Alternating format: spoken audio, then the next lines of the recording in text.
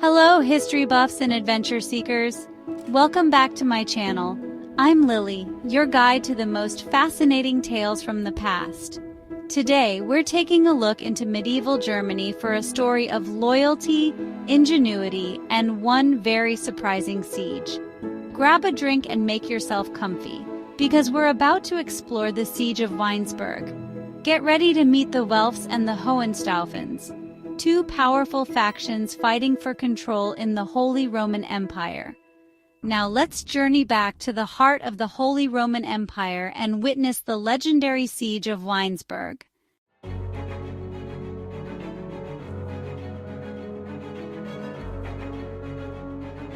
Picture this 12th century Europe, a time of powerful nobles, ambitious kings, and sprawling empires. At the heart of it all lies the Holy Roman Empire, a complex network of duchies and territories all vying for power. Two houses, the Welfs and the Hohenstaufens, emerged as dominant forces, their rivalry shaping the political landscape of the time. Our story takes place during the reign of King Conrad III, a proud and ambitious Hohenstaufen king determined to consolidate his power. Their paths would collide at the town of Weinsberg, setting the stage for a siege that would become the stuff of legends.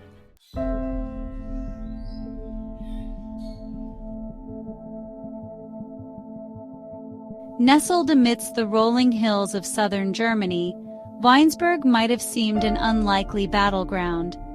This seemingly ordinary town held a strategic position, guarding important trade routes and serving as a symbol of Welf authority.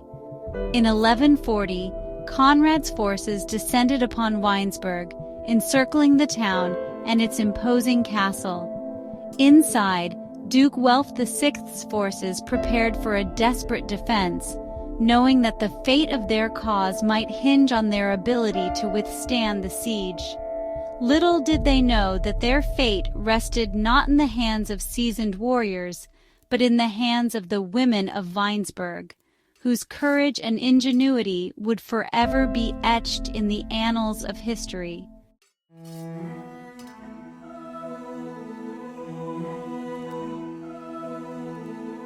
The siege dragged on, each day a grueling test of will for the defenders of Weinsberg. Conrad's forces, unremitting in their assault, battered the town's walls with siege engines, their thunderous blows echoing across the valley. Food and water, once plentiful, became scarce. The townsfolk huddled in the castle's shadow endured the siege with stoic will. Despite their dwindling supplies and the relentless enemy at their gates, the defenders of Weinsberg clung to a flicker of defiance. Just when their spirits were about to break, Conrad, perhaps sensing their impending surrender, offered a proposition.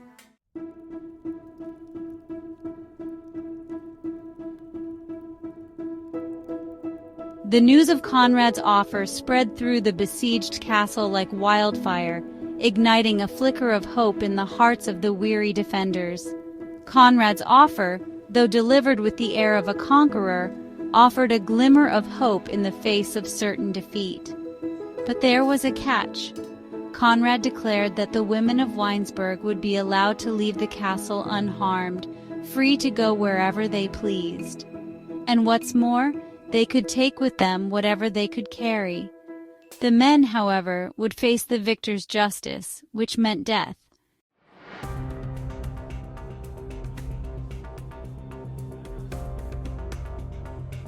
The women of Weinsberg huddled together within the castle walls, their faces etched with worry and determination.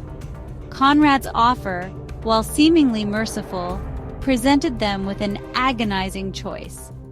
As the sun began to descend, casting long shadows across the besieged town, an idea began to take shape. Whispers, hushed and urgent, filled the castle as the women shared their audacious plan. They would carry their men to freedom.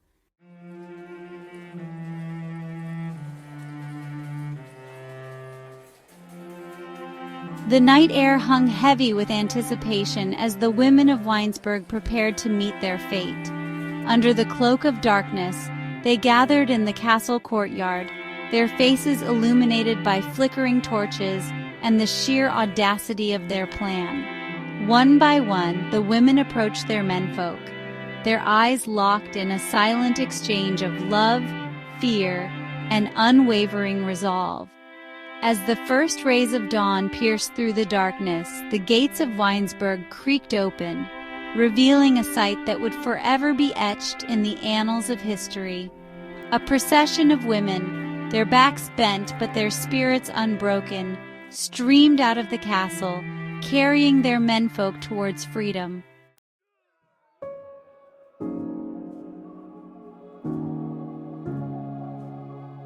Conrad, taken aback by the sight of his defeated foes literally being carried to safety, found himself torn. His word, given so freely in the anticipation of a crushing victory, now snagged at the edges of his honor. He hadn't, in his wildest calculations, considered the depth of their loyalty, the sheer audacity of their plan. His advisors, a mix of hardened generals and ambitious nobles, murmured amongst themselves, their whispers carrying on the wind. Some urged him to seize the men, to punish their defiance. Others, however, saw the wisdom in restraint.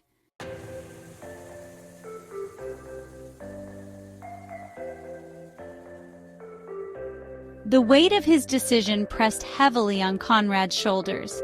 He, a king accustomed to dictating terms, to bending the will of others to his own, found himself humbled by the actions of these women. They had outsmarted him, not with weapons or military strategy, but with the sheer force of their love and loyalty. A wry smile touched his lips as he considered the situation. He had underestimated them, these women of Weinsberg.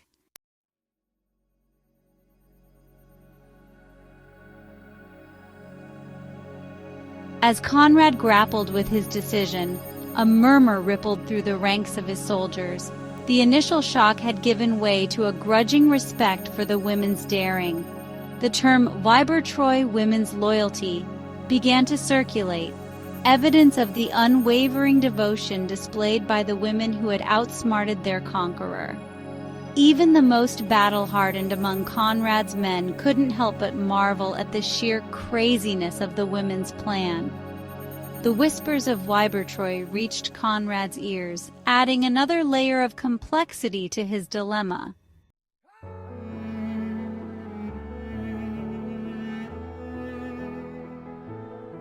Conrad, his gaze sweeping across the faces of his men, saw not the expected bloodlust, the eagerness to punish a vanquished foe.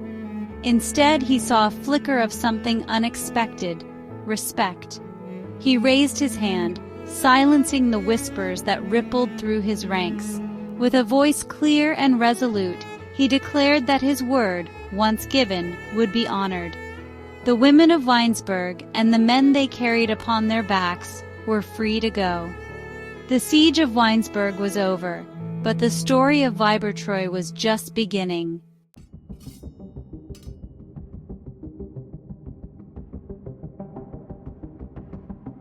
The power of cleverness.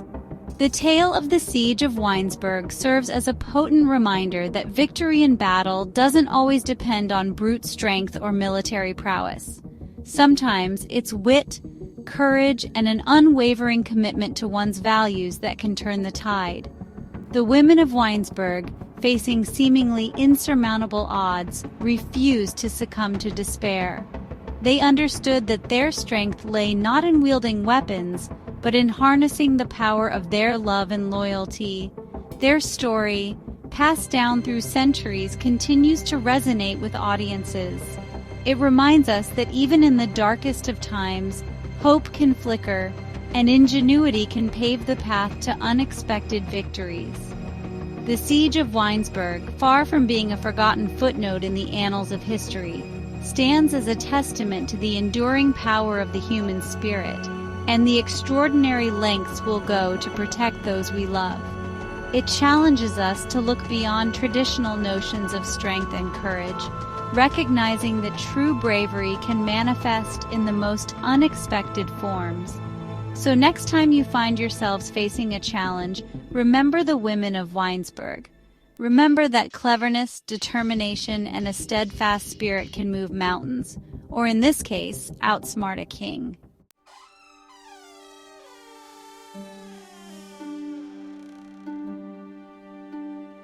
A town reunited. The gates of Weinsberg stood open, no longer a symbol of defiance but a welcoming archway to a town reborn.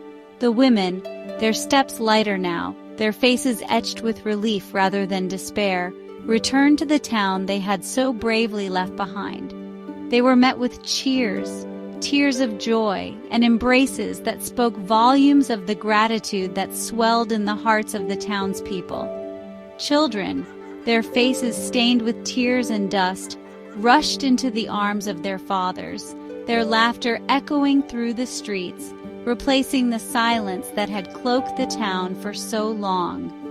Husbands, forever indebted to the women who had saved them, held their wives close, whispering words of love and gratitude that transcended the boundaries of language.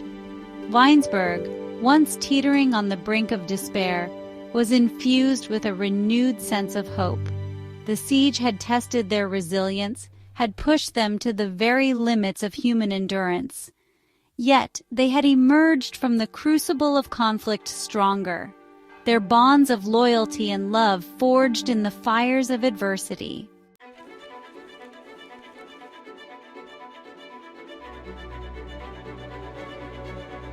The tale of the women of Weinsberg spread like wildfire, carried on the winds of change that swept across the Holy Roman Empire.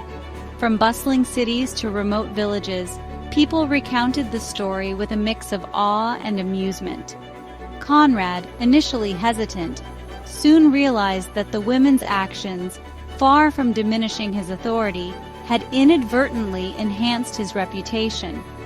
He was hailed, not as a ruthless conqueror, but as a man who honored his word, even when it meant granting clemency to his enemies. The siege of Weinsberg, initially a footnote in the ongoing struggle between the Welfs and the Hohenstaufens, became a tale whispered in hushed tones in royal courts and taverns alike. The women of Weinsberg, through their audacious act of defiance, had inadvertently shifted the narrative. They had shown that true power lay not always in military might, but in the strength of human connection, in the unwavering commitment to those we hold dear.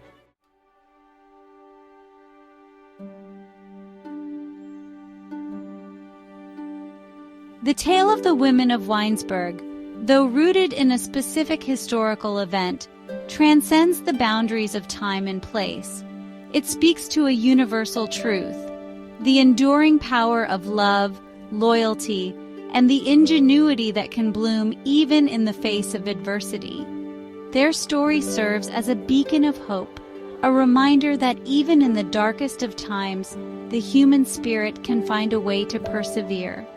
It challenges us to look beyond traditional notions of heroism, recognizing that true courage can manifest in the most unexpected forms. The women of Weinsberg were not warriors. They did not wield swords or command armies. Their weapons were their wit, their unwavering love for their families, and their refusal to accept defeat. Their story is a tribute to the power of collective action, the strength that can be found in unity and shared purpose. They remind us that even when faced with seemingly insurmountable obstacles, even when the odds are stacked against us, the human spirit fueled by love and determination can overcome.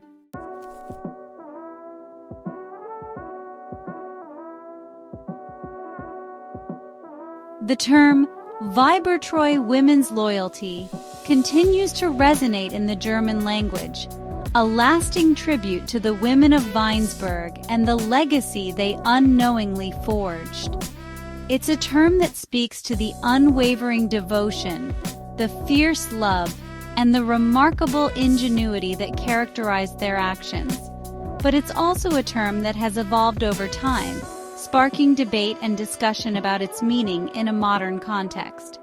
Some argue that the term, rooted in a patriarchal society, reinforces traditional gender roles, suggesting that a woman's loyalty is primarily defined by her relationship to men.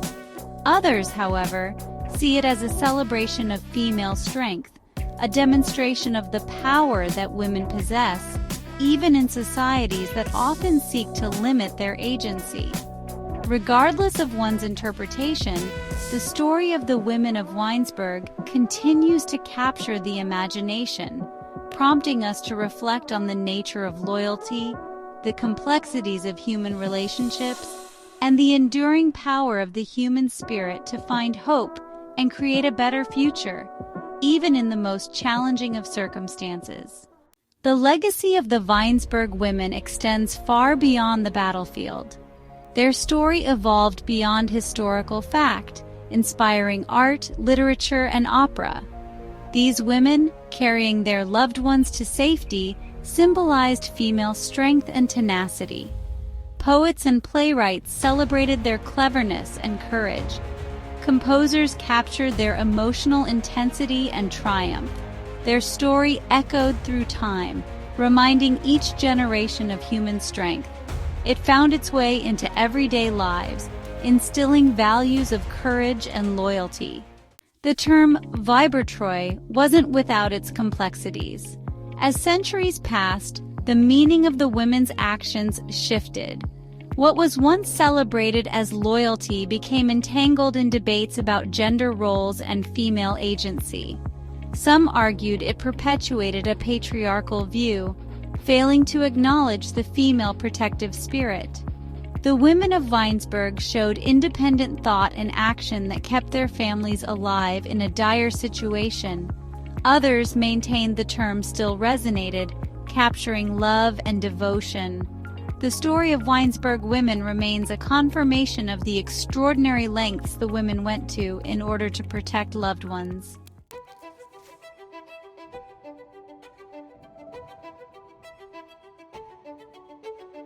The ongoing debate surrounding Weibertreue is a reminder that history is not a static monolith, but a living, breathing entity, constantly being reinterpreted through the lens of contemporary values and experiences. The story of the Weinsberg women, far from being relegated to the dusty archives of the past, continued to spark conversations about gender dynamics, the nature of power, and the diverse ways in which strength and resilience can manifest. Their story challenged us to look beyond traditional narratives of heroism, to recognize that true strength can be found not only on the battlefield or in the halls of power, but also in the quiet acts of courage and compassion that shape our everyday lives. It reminded us that true heroism could be found in a mother's unwavering love for her child, in a sister's fierce loyalty to her sibling, in a friend's willingness to stand up for what is right, even in the face of adversity. The women of Weinsberg, though separated from us by centuries, served as a beacon of inspiration, their story reminding us that ordinary individuals, armed with nothing more than their wits, their courage, and their unwavering belief in the power of human connection, could achieve extraordinary things.